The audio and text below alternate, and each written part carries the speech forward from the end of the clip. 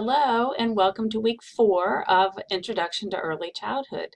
So this week we're going to be finishing up the Who section of early childhood, where we're going to be looking at the teachers. But just as a review from last week, as we were talking about the families, I hope that you really were able to take away how important it is that we build those relationships with families, that we encourage them to get into the classroom and be involved as much as possible.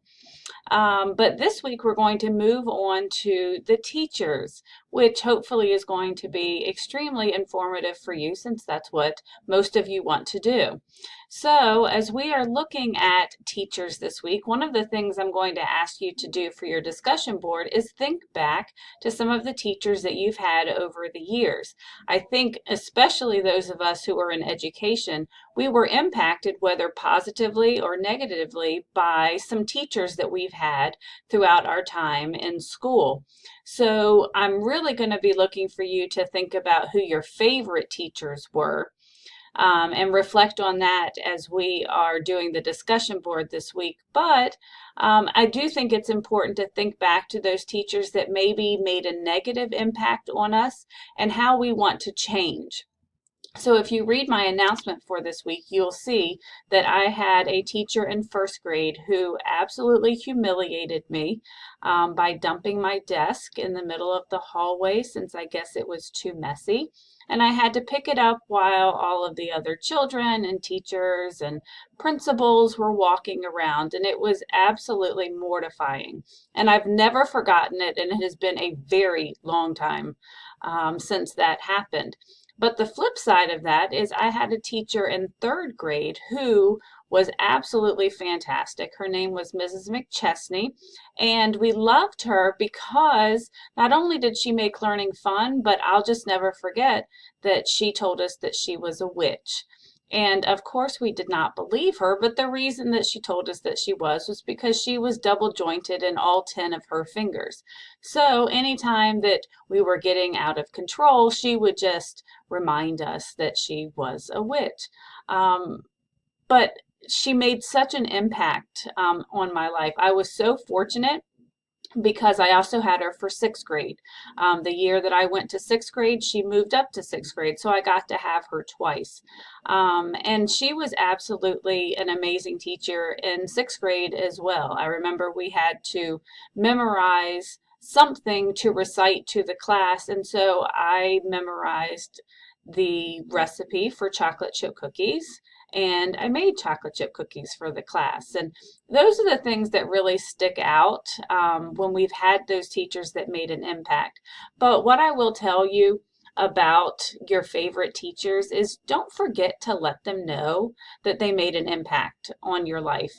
So once I started teaching and I was able to reflect back on who really had kind of inspired me along the way, I was going to write her a thank you card just to let her know that I did appreciate all of the teaching and the mentoring that she did while I had her as a teacher. And I kid you not, the next morning I opened up the paper and I saw her obituary. And it broke my heart that I never had the chance to tell her how much she meant to me and how instrumental she was in getting me to this point. So I encourage you, if you've had teachers that have had that much of an impact on you along the way, let them know. As you know, teaching is very much a thankless job. And normally we only see the bad side, and it means a lot when teachers hear that they actually made a positive impact on children. So that's my charge to you this week. So this week, as you're looking at chapter 4 and looking at the teachers, you're going to notice that there's some great resources and pieces of information in the textbook.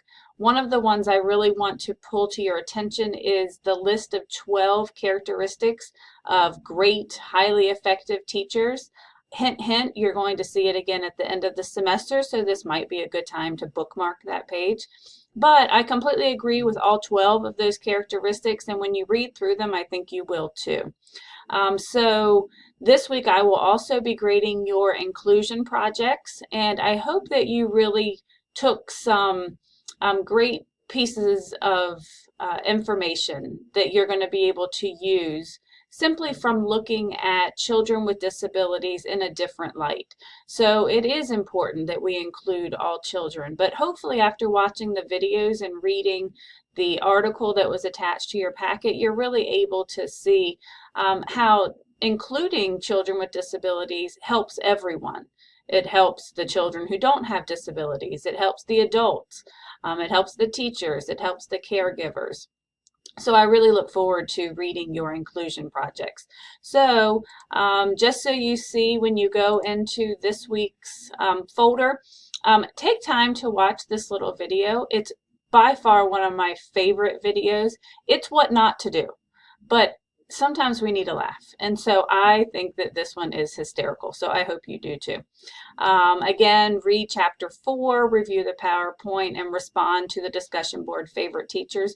Don't forget that in order to get full credit, unless otherwise noted, you always have to post your response and respond to 2 of your classmates in order to get full credit. And I'm really appreciating the conversations that are going on among all of you. I'm not seeing those great posts. I agree with you. I'm really seeing that you're getting in and having some real conversations, and that just thrills me because it means that we're building a community online.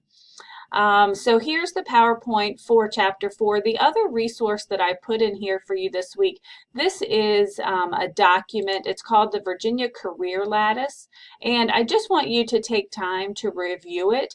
In the state of Virginia, you kind of have a ladder that you work towards as you're working in early childhood. And so you'll see that there's a total of 9 steps along the way, but at each step it tells you kind of what you can do, what educational requirements there are, what training is required.